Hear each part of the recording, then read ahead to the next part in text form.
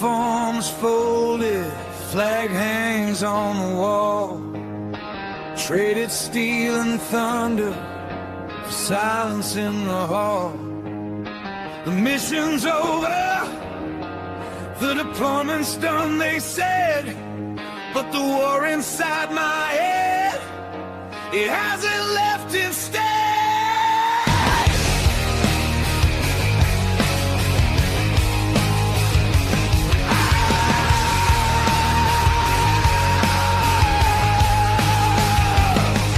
Got the handshake, the thank you, the ticket back home. Now I'm standing on the sidewalk, feeling utterly alone. This freedom is a cage that I can't seem to break.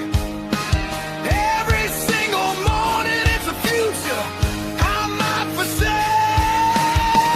Lost the rhythm, lost the drive, the structure disappeared.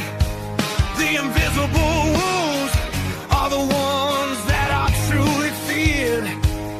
I'm walking on a wire, the pressure's coming down. Is there anyone listening in this lonely town? Full speed ahead after battle. All right, ladies and gentlemen, we are here for another weekly episode, Full Speed Ahead After Battle, on the Military Broadcast Radio, where we give a voice to the veterans. As always, I am your host, Josh McCabe, and before we get started today, make sure you go do all those fun things, like, share, comment, all that good stuff here on Facebook, X, Instagram, YouTube, all over the places, not to make me rich and famous, because I can't do with that. You would not want me rich and famous. I'd be speaking my mind every day, not good. But do it simply to get these messages out there. Every week we have veterans, we have professionals, law enforcement come on, and we talk about that transition from military to the service civilian world, which is arguably one of the biggest factors when it comes to talking about veteran suicide. That transition is one of the hardest things that a veteran will ever have to face, even after battle. So that's why we talk about it on the show, along with the mental health and the suicide prevention, intervention, postvention, all the inventions that go around suicide. Because it's not just the veteran or the service member, the law enforcement member that may take their own life. It's the families, the friends, the circles of community that also have to deal with that afterwards. So that's why we want to get this show out there on NBR, either NBR or any other where. This story doesn't need to stop here. This story needs to be spread everywhere. We need to talk about it all over all platforms until it's not too late. Because we say the statistics every week, and now I have a hard time saying that word. But on average, and it's fluctuated over the years, on average, 22 veterans commit suicide every single day. Now, it's gone down a little bit, but when you start factoring in law enforcement, civilians, everything else, that number rises easily to about 30 people a day. That means within the 1 hour show of today's show, it's very likely that one person will commit suicide. And if this show gets out there and helps stop one person, then that is a mission accomplished. But we're going to keep moving on, and we're going to keep putting this message out there until nobody is committing suicide at all. Because whether it's 22, whether it's 30, whether it's one, it's all too many a day. So what's been going on over the last week? Christmas is over. So we're stuck in that middle of in between Christmas and New Year's where nobody knows what's going on. We're kind of just hanging out to see what 2026 brings us. Hopefully it's a lot better than 2025. Last year was a whirl spin, a head spin, a headache, whatever you want to call it. It went by way too fast. And here we are in 26, waiting to see what's going on, right? New Year's plans coming up, or let's go back to Christmas, spend it with the family. I know I spent mine with my family. We all had a great dinner and everything, had a good time. For those keeping in the loop, no, I did not go hang out with my dad for Christmas this year. He's kind of in that process of chemotherapy where he's not feeling very well. And so he's kind of spent the holidays alone just so he can deal with all of that, which I completely understand. He's still checking in with family. I still get calls. So he's hanging in there. He's got some updates coming up. Another scan coming in here in the next couple of weeks to see how things are working out. Let's talk about New Year's coming up, right? That's this Thursday. The only thing I do is go over to my family's house, my in-laws, hang out, and watch some fireworks or whatever. But big thing is Friday, the Armed Forces Bowl game here at TCU. It's Rice versus Texas State. So we've got some tickets. We go to that. It's kind of an annual tradition for my family. Just to get out and go to a football game, get out into the crowd where it's very veteran friendly. It's hosted by Lockheed, which, being the Armed Forces Bowl, it just kind of makes sense. A lot of good veterans out there over the years. A lot of good organizations out there supporting veterans over the years. So we're happy to be going to that this weekend.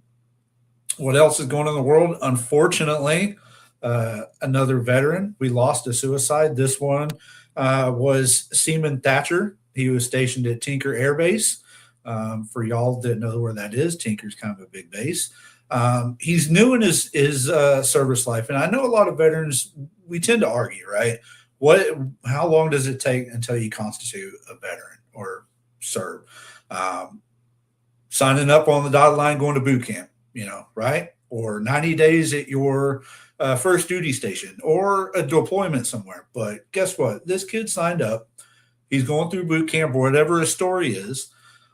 He's been trying, according to the story, for 6 months, getting help at the mental health facility there on Tinker Air Base, and kept getting denied and turned away and told to do something else, told to contact someone else. And so as the story goes, the last time he made quite a scene when he left because he got turned away, he was telling them that he was having suicidal thoughts. His mental health was poor, obviously, and we know where that leads to. That's a downhill fast scenario that ends not well for anyone. And so he left the base, found a bridge, and while he's sitting there on a bridge, another airman and a law enforcement officer stopped, tried to talk to them, and he ended up jumping and not surviving, right? Story doesn't end there. Tinker Air Base, the mental health facility, finally called and alerted the base, but didn't alert local law enforcement until an hour later after this gentleman made that scene. So imagine what could have happened if they would have just done their jobs and helped them out. I know everybody's busy. I know mental health is busy, especially during the holidays. I know the VA is busy. But this is exactly why we need other alternatives, whether it's nonprofit organizations, whether it's more mental health facilities in the civilian world or on base or something, because we need to quit turning away these veterans, right? We need to quit turning them away that they go do this, because like I just said, it's not just him. Yes, it's very sad that he was a brand new sailor to the military, the new generation of military, right? And he couldn't even make it to his first duty station because of some mental illness when he asked for help, and they turned him away over the holidays. The holidays is one of the most stressful time for veterans, right? For active duty, they're away from their families, maybe for the first time. They don't understand how it's supposed to go, what they're supposed to do. Or maybe it's the veterans that came home and they're used to being gone from family and friends for the holidays. And now that they're back, everything is different. So it's stressful on them that way. But the message is we need to find more ways to help these veterans out. And not just veterans, law enforcement, anybody dealing with mental health when it comes to suicide things. And like I said, it's not just the suicide prevention. That's what you do to help them before they make that decision, before they take their life, right? Then we talk about intervention, okay? So you found a veteran that did not, or he maybe attempted to commit suicide and he didn't make it. And now you need to talk to him and give him the help there. Or maybe he did take his life and now you're there to help the family deal with that loss. And then postvention is everything that happens after that, right? So you got prevention, intervention, postvention. Those are the three topics that we need to talk about when it comes to veteran suicide. So that's the statistic for this week. That's the one that's in the news. There are so many other suicides going on in this world, in this country, that are not in the news. This one just happened to be because he made it. He made a scene on base there, and that's how it made the news, I believe, from what I read in the story. We'll see how this whole rest of this story folds out. But let's get on. Last week we had the filmmakers, directors from American Sons documentary. That was a great Q&A, by the way. Thank you for everybody that tuned in and submitted their questions. This week we have a veteran himself. He goes by Stevo to most people. He is a retired, or he was a sergeant first class in the Army. We'll get more into what he did. But now he's an author, a 3-time author, award-winning author, and we're going to talk about those books. And we're going to talk about his problems with that transition, right? Like we said, a lot of veterans struggled, and he struggled more than most veterans, I do believe. So we're going to get into that story. And to introduce him, I've got one of his videos, and I'm going to go ahead and bring that up now for you.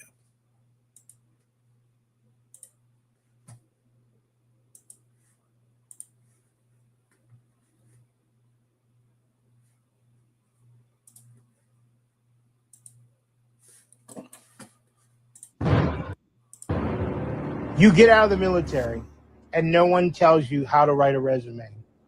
You are handed a DD Form 214, your certificate of service, and suddenly you're on your own. I am William A. Stevens, Jr., a retired United States Army Field Artillery Sergeant First Class, and I know exactly what it feels like.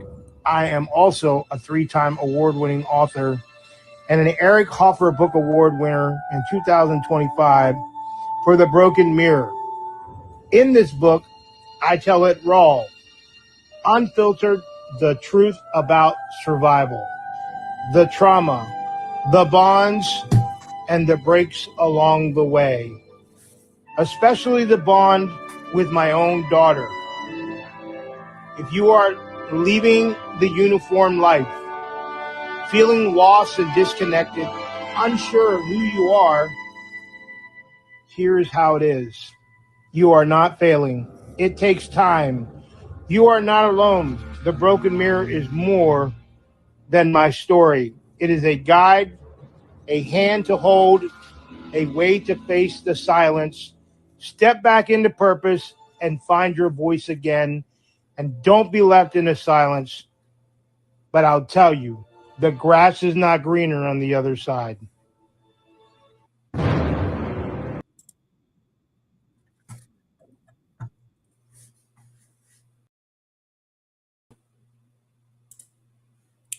All right.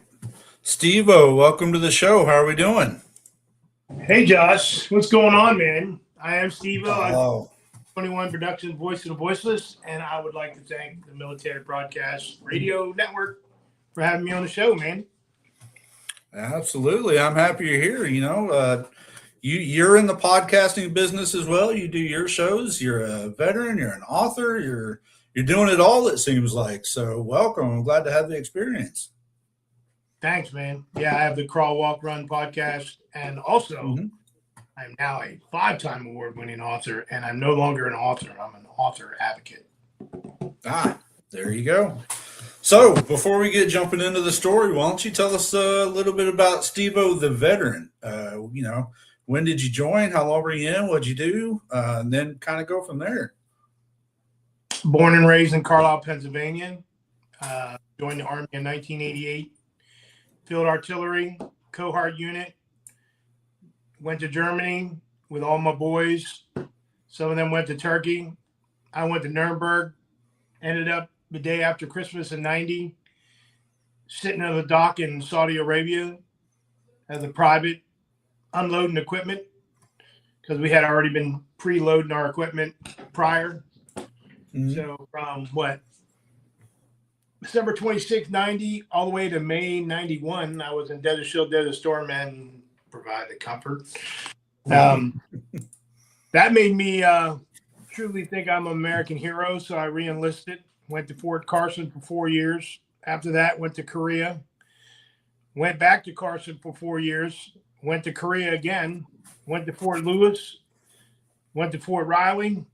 Did multiple combat deployments and deployments, and I'm not just talking about Kuwait either. So Right. I've been all over the world. So and um, yeah, I think the battle started, man, after my last 4 years when I was in New Cumberland, being in the psych unit at the Wounded Warrior Transition Unit. And people don't know what that is. That's at Walter Reed.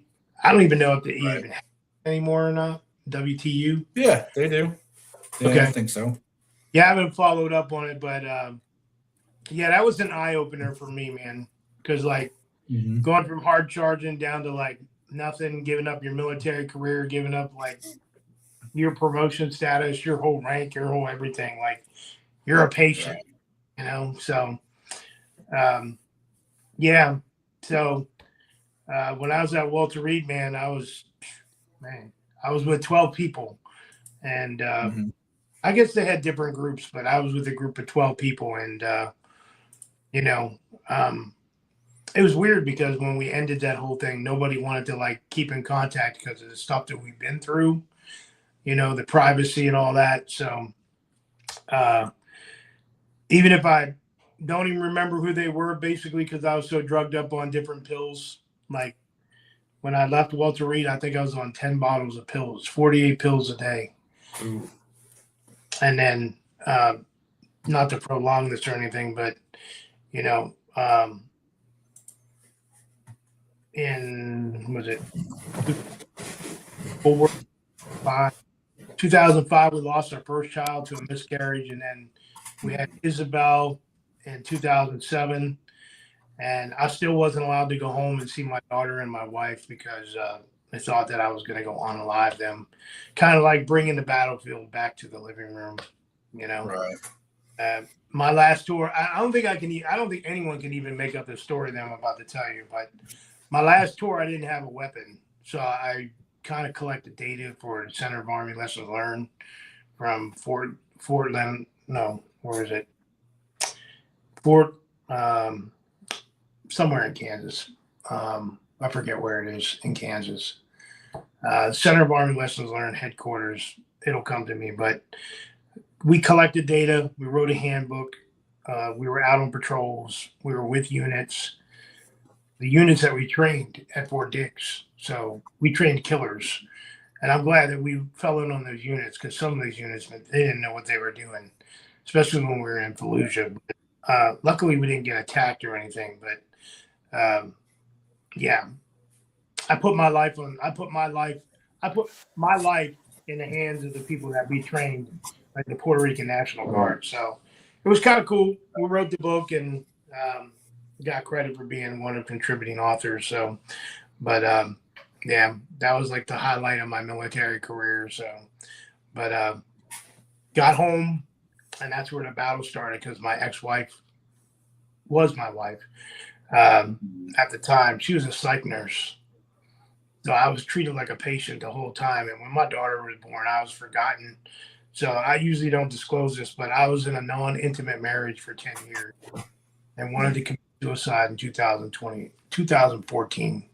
So, but my mom died and my dad wanted me to go take care of him. So I went and took care of him and gave me another chance to live.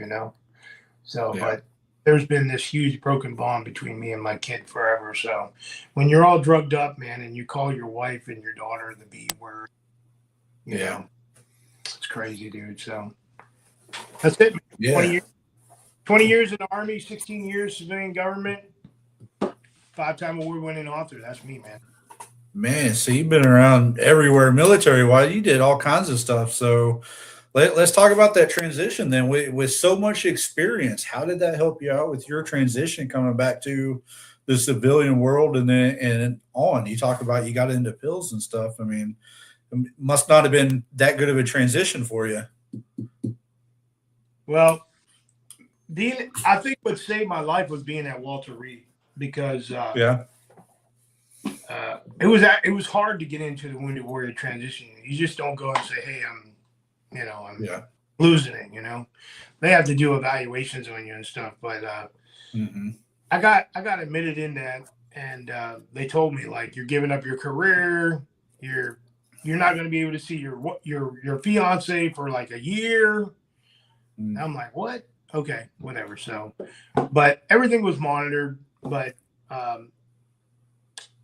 went to a couple job fairs there. Mhm.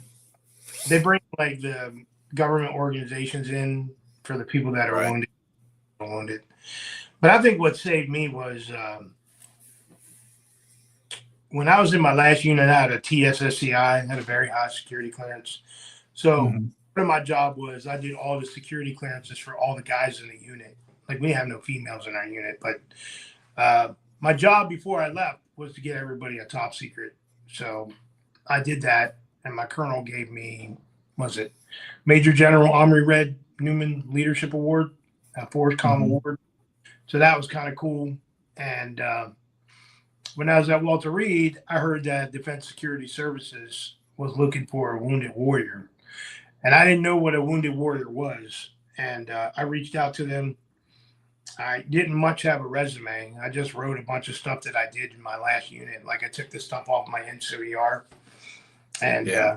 my evaluation report, and they were like, "We want you to come down, man. We want you to be part of Defense Security Services, which is now Defense Counterintelligence Agency." And I would say, being at Walter Reed and in a psych unit, they didn't even care I was in a psych unit. They knew that I had knowledge, and they trained me to be a security specialist. So Mhm. that was a great thing, and I thought that, man, Right.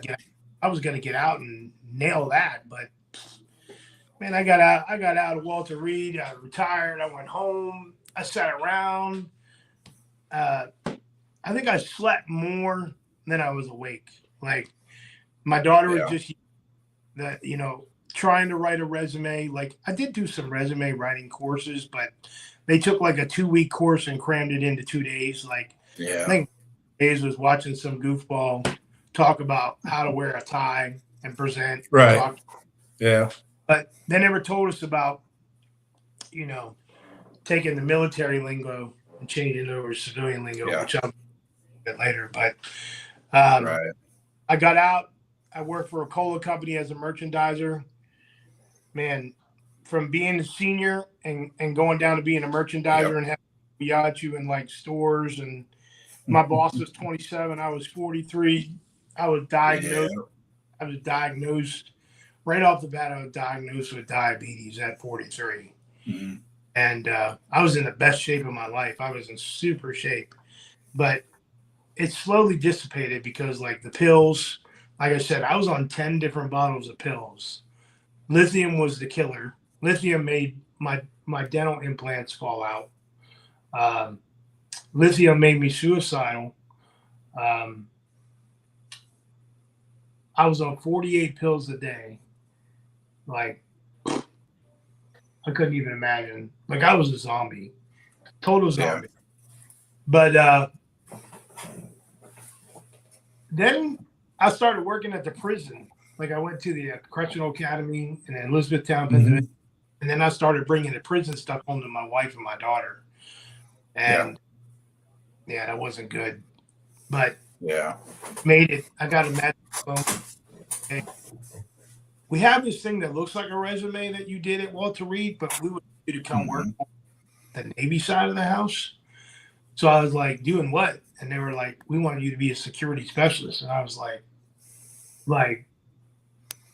security guard? They're like, no, you're going to do all the behind the paperwork and stuff for the government, get people vetted into the unit and into the command. And I was like, ooh, wow.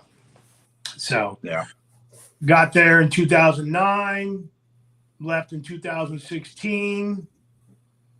It was all right, but home life was terrible, man. No Yeah. intimacy for 10 years. My mom died. I lived with my dad for 4 years. And then, I didn't know anything about veteran podcasts. I didn't know anything about veteran help. Like, I didn't care about veteran help. I didn't do anything for anybody. But then Yeah. when I started, like, developing my manuscript for my first book, The Mirror, which has been Mhm. branded to the second edition and now the black edition, I'll definitely tell you that that whole transition has been so different. Like, and I've been with the same psychiatrist since 2008. which is Yeah. really. But I will tell you that a lot of veterans are thrown around in the system because, like, sure, like you're with a primary healthcare manager, you don't even know who they are. One day it's a woman, the next day it's a man, and Right. I've even talked to my psychiatrist, and he said I'm the only one that he's been with almost 20 years. Mm-hmm. Some of the and he actually inspired me to write my second book, Broken Mirror, to talk about my daughter and the broken home. But yeah, it's been a journey, man. And you know, I believe networking and education is the key. Mm-hmm. And there's a Absolutely. I want to say there's a lot of veterans that blame the system. Well, Mm-hmm. do your homework, okay? Because I mean, like, the system is there.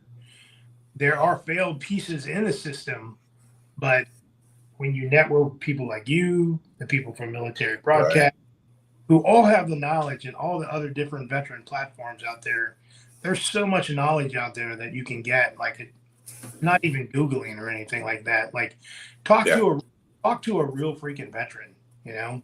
Yeah.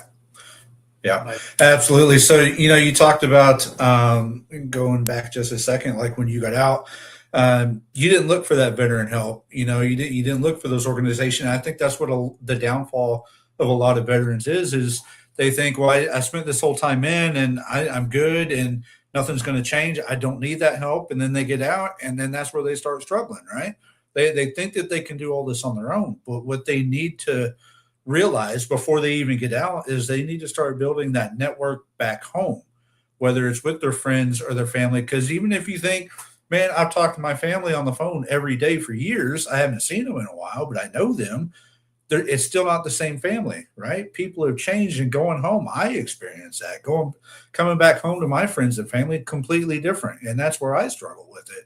And so, you know, that's what I try to put out is you need to start looking at those, whether it's a veteran organization, the VA, the mental health. Don't be afraid to get out and ask for that right away, because you need that transition. A lot of people struggle like you did, or like you were mentioning when talking about psychologists, therapists, whatever. They go, well, this one didn't help. The VA sent me this one, and I got to go this one. But you need to find one that you can build that relationship with, right? You can't just be transferring every other week or so. Because like you, when you build that long-term relationship with someone and they have the full story, that's when you really start getting that help. And that's where you started, you know, writing your books and started turning the page and everything, because you found somebody to build that relationship with. And that's hard for veterans to do, because when the VA, I know the first couple I talked to at the VA, they spent most of their, 20 years becoming that doctor. They know nothing about anything else other than the schooling that they went through.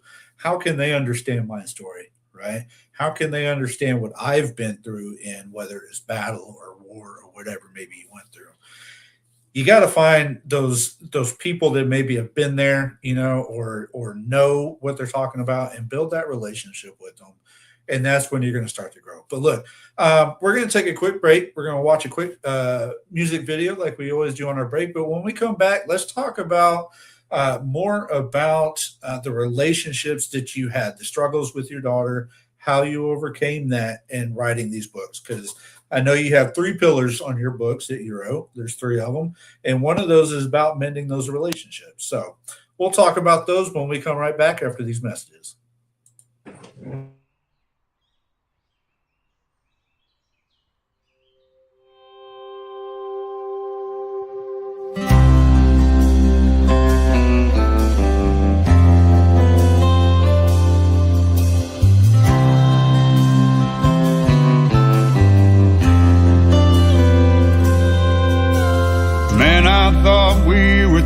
This, then I watched the evening news. There were folks that still wouldn't stand for the old red, white, and blue. At first it made me fight and mad, how they think that that's okay. Then I thought they just don't understand, and given a chance I'd say, have you ever been there when taps was played for a 21 gun salute. Had to hear the words you never want to hear. Have you ever had to face that truth? When a son or daughter didn't come back home to a family so devoted, then you might not disrespect our flag. If you'd ever been handed one folded.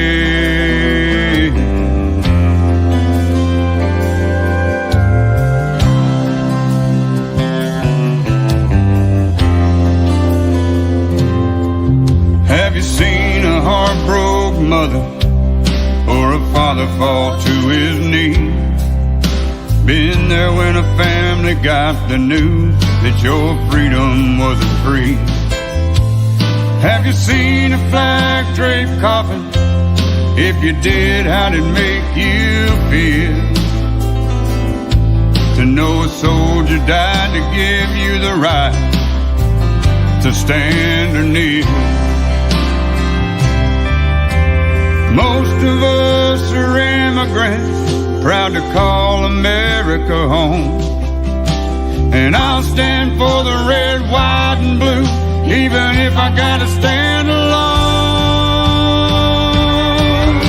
'Cause I've been there when taps was played for a 21 gun salute. I had to hear the words I didn't want to hear.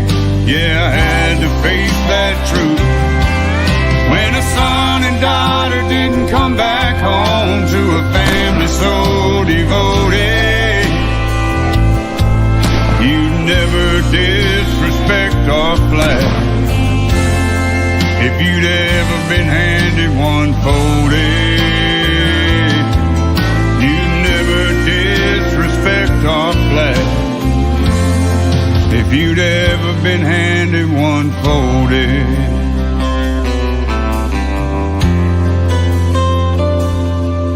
One folded.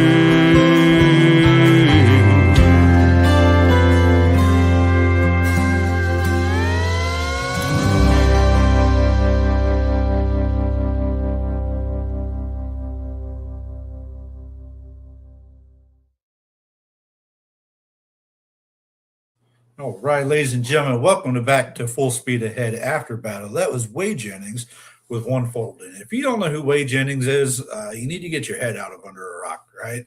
Hey, that's the offspring of the old Waylon Jennings. I mean, come on, dude's a legend.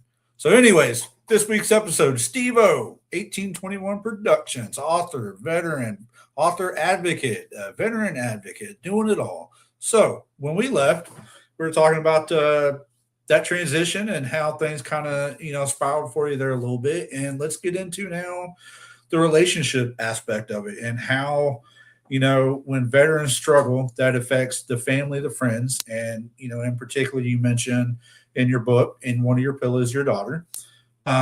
Like you, I've got a daughter myself. She was born in 2005, so a couple of years older than your daughter. And family knows, but it was a struggle over the years serving. I was active duty for 8 years while she was growing up. Her mom and I split when she was under 4, and so hard seeing her grow up. When I got out, we started mending that relationship and getting to know each other more, and even that's a struggle. Like we say, it's hard coming back from deploying or service and rebuilding those relationships. And now, I'm excited because she's having a baby in May, my first grandchild, which at 42, I'm like, I'm not supposed to be a grandpa yet. So I hope, Stevo, you've got some time before that happens to you. But let's talk about that. The relationships that you mentioned weren't going so well for you. So basically,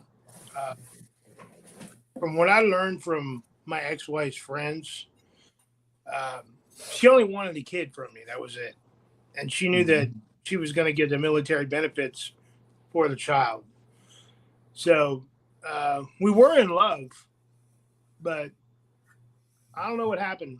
I really don't. I know that I wasn't the same person when I came back from Walter Reed. And she told me. because one thing that was irritating, I was only 50% when I got out. My ex-wife told me I should have been 100%. Like, so I was not abducted. I was abused as and my dad beat me. My dad was an alcoholic.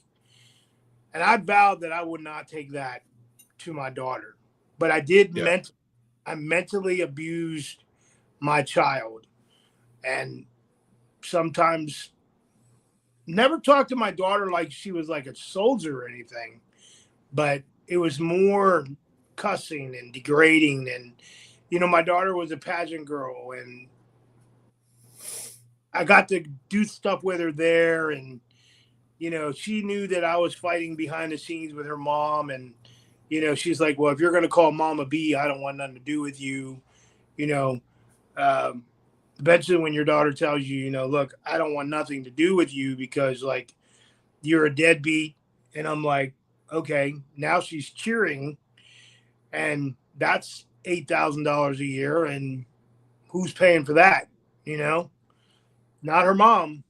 So then my daughter became a world cheerleader. Like, she went to Florida by herself at 13 years old. She was like, the hell with this. I'm not staying with mom and dad. Like, I was already gone. Like, when my dad died in 2017, I had already, like, left my wife. And all I'm saying is I didn't believe in my daughter. I had no faith in my daughter. You know, I tried to attempt to help her play soccer. She got hit in the face, gave up that sport. Became a pageant girl, won a couple times, gave up that. Then she was a competitive cheerleader. She didn't like that, so she wanted to be a world cheerleader because she grew out of her gym. And I'm like, we're spending $13,000, $14,000, $15,000 a year on this kid, and what's going on? So at 13, she won her first world title. And it made me look like an idiot. And then at 16, she won her second world title. And now she's a freaking coach for the team. Okay. My daughter endorsed my last book. That's how good the bond is now. Good. She officially did the endorsement of my last book called No Filter, From Skateboard Kid to Entrepreneur. And hurt me the most was when I read that the most she got out of me being her dad was teaching her how to drive and then giving up my whole veteran journey to go to Florida and stay with them. I stayed at a campground, but her mom lost her job and there was no money coming in. So I just gave up everything, you know? So I stayed Claremont and different campgrounds. And I'll tell you, the campgrounds is where the pain is. There's a lot of veterans that are out on the road that are silent and people in Canada and stuff like that. But The Broken Bond is this book right here. The Broken Mirror. It is military transition, self-help, and self-development, and the broken bond between me and my kid. And it won 3 National Book Awards, and it was nominated for the Eric Hopper Book Award. And I don't have my first book because it's under construction. Something I want to change the back cover. So right now I'm working with Ingram, and I've done everything that I can to my cover, and now they're going to like put it together. This is my final book called No Filter. It's got a bunch of swear words in it. That's why it's got the parent advisory symbol in it, you know. But this is true, honest gut, the abuse, the marriage, message to authors, leadership. I talk a lot about leadership, technical knowledge of leadership, opening Pandora's box, being taken down the rabbit hole. You know, what does a father do? What does a father do? Like how to mend and stuff like that. So, and it's getting around. And all 3 books, The Mirror, The Broken Mirror, and No Filter, are all on audiobook. And I'll tell you what, the narrator that I chose, he is an amazing narrator, veteran himself. And what you're seeing here is the website where you can go and read about each book. So it's It's Stevo, so it's Stevo 1821 productions.com, and this will pop up and you'll see the books. Probably in the next week, the mirror will be available on Barnes and Noble. And I just got put on. I just found out that book 2 and book 3 of the Reflection series. So what you're looking at is a Reflection series website. All the books have something to do with the mirrors. So both of my books hit Walmart.com, and that's hard to do. So Yeah, no kidding. So is it safe to say then, like many veterans, when you started getting into writing, this was kind of like a therapy session for you? And, you know, a lot of people, when they start either writing books or writing songs and putting these stories into words and you're seeing it on paper, that's for many, that's when it finally clicks that, okay, I've been through that. Now I need to get the help, or now I need to do something about it. Is that kind of what happened to you, or how did you come into writing these books? first book, no. First book is like therapeutic poetry. Yeah. Like deployed all over the world, like on guard duty, stupid stuff I was doing. I would Right. write on to the paper. Like if I was by myself, I would always write little notes, or like be out in the desert and be like, well, what happens if it's the end of the world? You know, what happens if a nuclear attack? So I write that kind of stuff. You know? Like I've written about Star Wars, how Kylo Ren had like mental health issues. Yeah, I wrote all kinds of cool stuff. A lot of the mirror is all relation based, like girlfriends, failed things, failed. Like I've been at the top in the military, and a lot of military leaders are going to come on and say that they were relieved several times. They got Right. back up on the pedestal, you know, because like I won't lie. I mean, when I was at Fort Lewis, I got relieved. I took a swing at my platoon sergeant. I didn't like him calling me the MF all the time, you know. So Yeah. military museum, and I think that's what changed my whole career, because like here I am, a staff sergeant in a museum working with a bunch of broke people, but the best broke people in the world, like, you know, broken arms, broken legs, you know, something going on, heart condition, best people I ever worked with in my life, you know. And turn around, I made the sergeant first class list while I was in the museum. So I think God was with me on that whole journey. Yeah. So, but and when I was in combat, I got relieved. I got relieved because my first sergeant didn't like me, and they were already grooming another guy who had just made E7.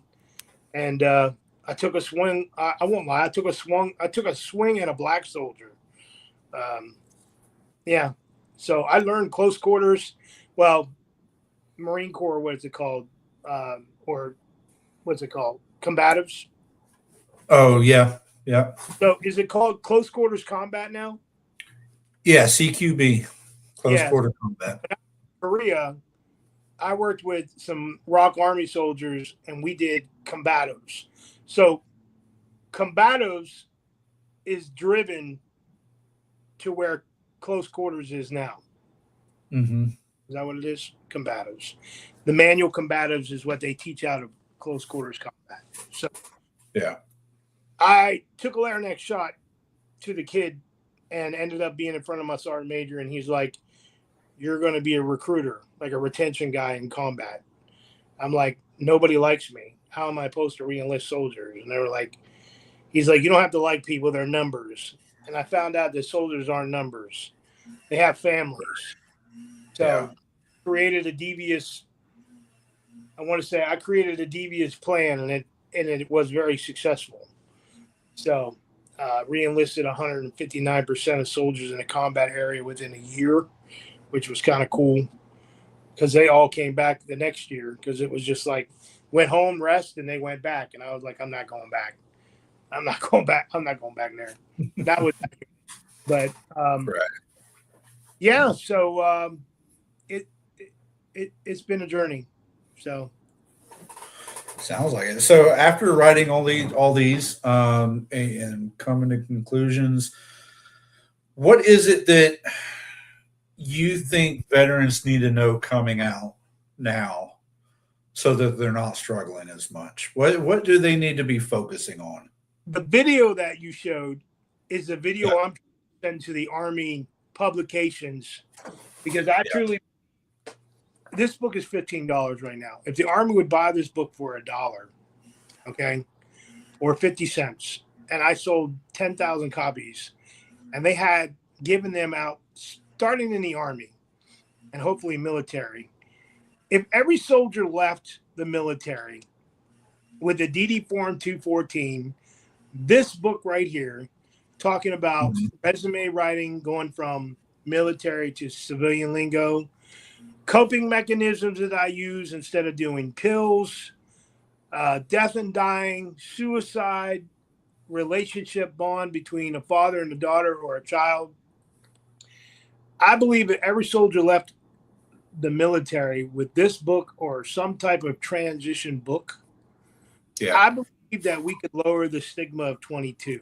Not saying it's going to happen, but I guarantee you this book that I hold in my hand saves lives, because I give these books away for free out of my own money, and I have given them two suicidal people, and they told me, without me sitting down and talking to them and telling them my story and telling them about this book right here, saved their lives.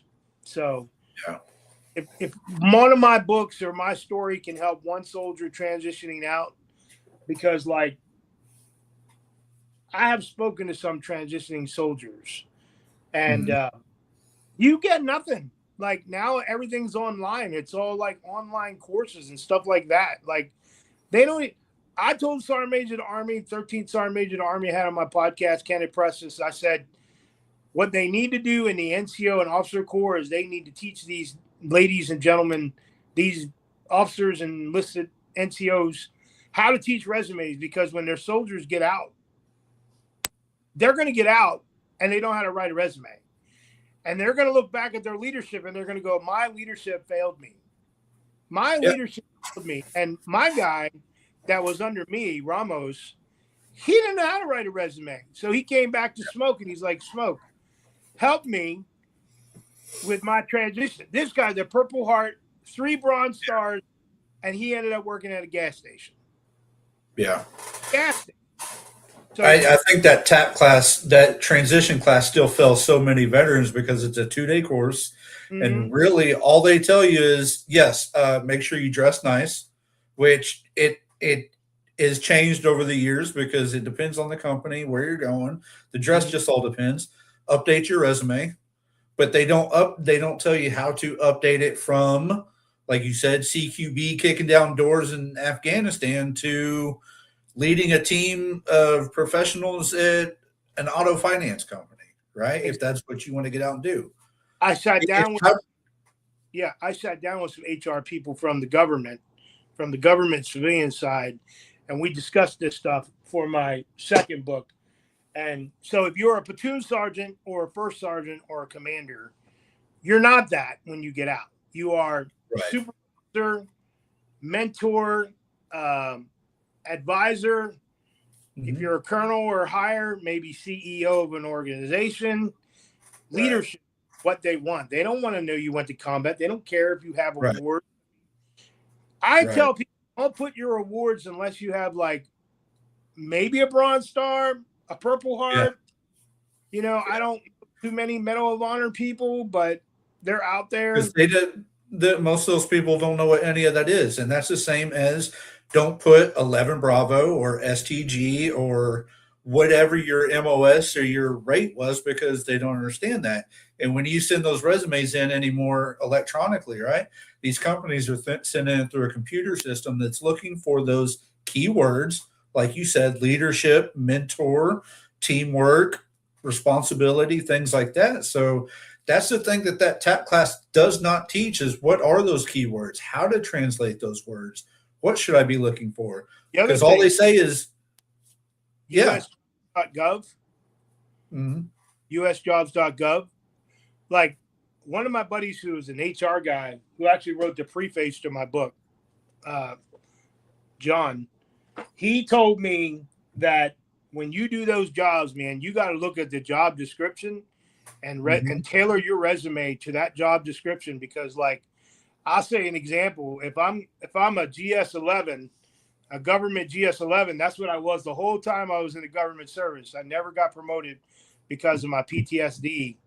I wanted to be an anti-terrorism officer. I had anti-terrorism background, but I was putting the wrong stuff on my resume. Like, I Right. kept saying I wanted to be a security specialist, but the job was for anti-terrorism.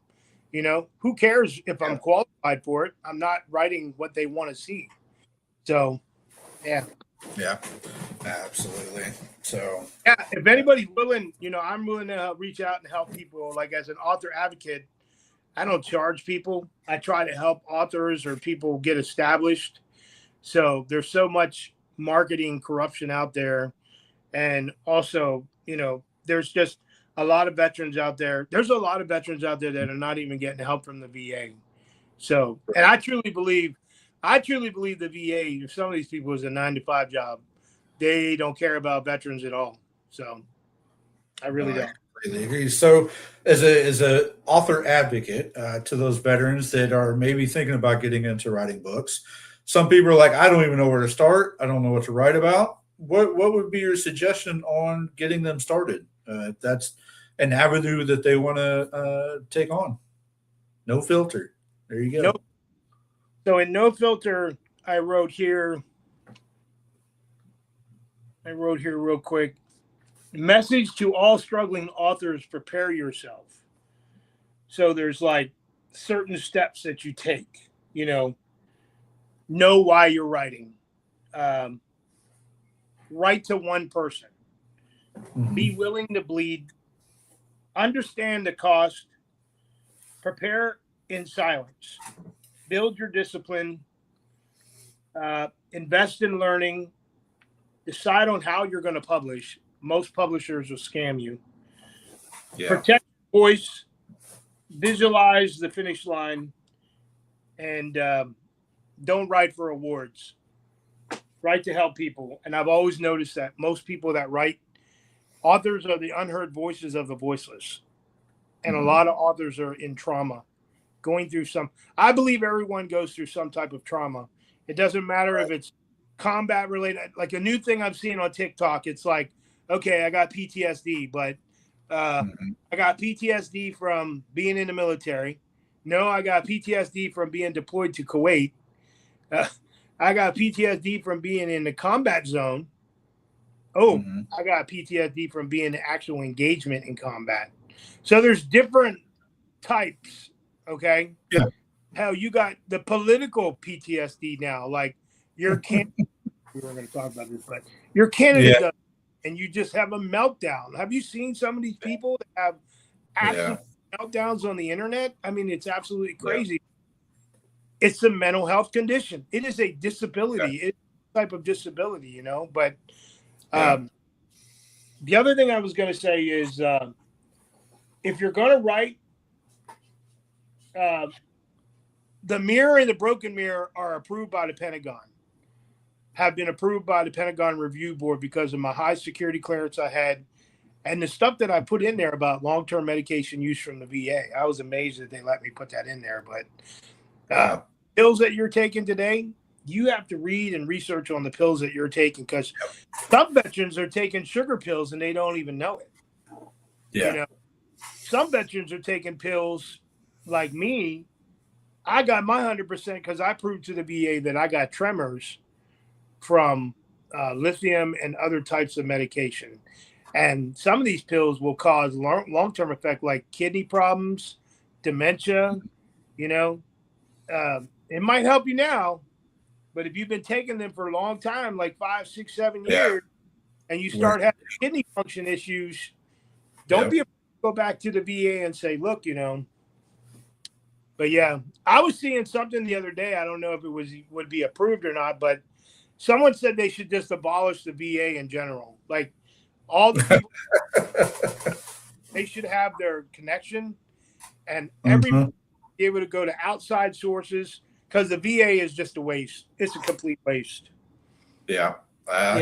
I agree to you with a point, up to a point. I think some VAs work better than others. Some need a lot of help, but yeah. Yep. So look, we're coming up to the end of the hour. I know we got started a couple minutes late, but we got a few minutes left. So I run everybody's Stevo through the 2 minute drill here at the end. 2 minutes to speak your heart, speak your mind, put it out into the world. What you're feeling, what we need to say that's going to get people the help that they need. First of all, I forgot to say it when I came on.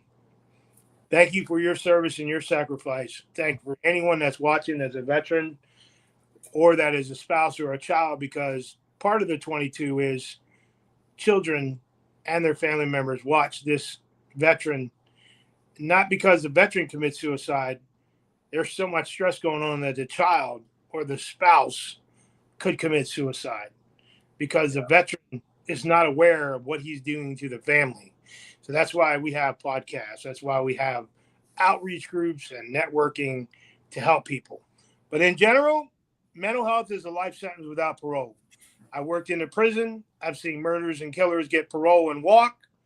And PTSD, mental health, whatever type of whatever you identify that the disease or illness or what you got, the demons ain't going away. It doesn't matter. You can get hypnotized. A scent, a trigger, a sound, something will bring it back. Trust me. Yeah. And in closing, I would say, I'm not saying go get my books, but if you like audiobooks, the audiobooks are definitely will resonate. And if anybody out there can help me get my second book, The Broken Mirror, in the Army publication system, I'm willing to work a contract with them. So, but yeah, I appreciate you having me on, man. I truly believe everybody has trauma. I would say I go by Story Time with Stevo, like Story Time, TYME with Stevo on TikTok. And I'm doing lives over there, mental health lives. I don't have a lot of viewers right now. I only have 600 followers over there, but I've only had it for a month. A lot of people told me that I should be over there. And I don't even market my stuff no more. Now I give my books away to the authors on TikTok and they promote my stuff. So, and it's not about royalties. It's about the message. The message. Yeah. If it reaches one person, I did my job, man. So I am 1821 Productions. I'm branded. This is my logo. I don't sell this stuff. I buy all this stuff out of my own money. I'm working on a collection box right now that's coming in a couple days. So all 3 books will go in the collection box with my commemorative coin for the shield, 1821, a bookmarker, a lapel pin, and a sticker pack.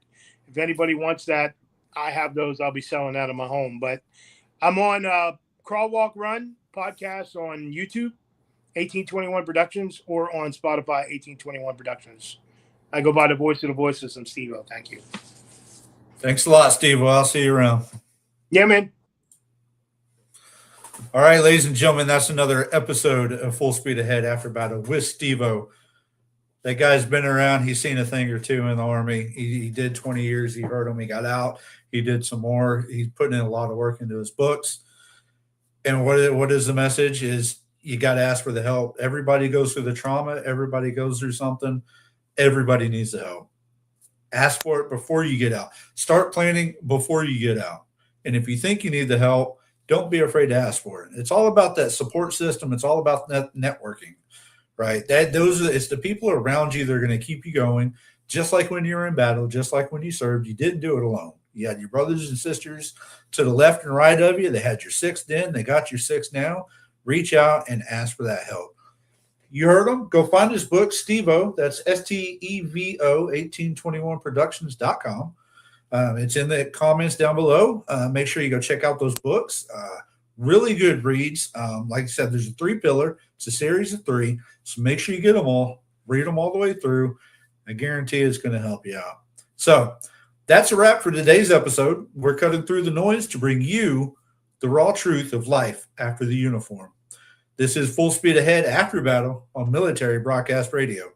If you got a story that needs to be told, the good, the bad, or the ugly, or if you're an organization dedicated to backing our veterans, don't stay on the sidelines.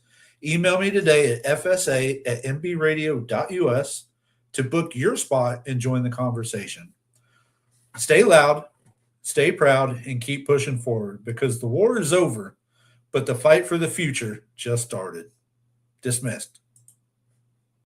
Life is like a duck. Tough times don't last, but tough people do. Here at Military Broadcast Radio, we're teaming up with our friends at Die Tired, the veteran-friendly music band spreading strength, resilience, and mental health awareness one shirt at a time. And check this out. Their brand new shirts feature broadcast beaker right on the breast pocket. A reminder that you can weather the storm, and you're never alone. Shirts are only $25, and proceeds support giving veterans a voice. MBR's mission to teach veterans how to podcast and videocast. Because when our vets are talking, they're not overthinking. They're not second-guessing. Together, we stop the 22 stigma. Grab your shirt today at mbradio.us and hit the shop. Or go directly to toramerch.printavo.com/merch/dietiredband. That's toramerch.printavo.com/merch/dietiredband. Suit up, stand strong. Remember, we're unduckable together. You're built tougher than the storm. Ladies and gentlemen, thank you for tuning in to Military Broadcast Radio. As we wrap up today's show, we want to remind you that the podcast of today's episode will be available right after we go off the air. So if you missed any part of the show or want to listen again, be sure to check it out. And remember, we're here to support and honor our veterans. Your stories and experiences matter, and we are committed to giving you a platform to share them. That's right. We're here to give our veterans a voice. So don't forget to catch the podcast and stay connected with us.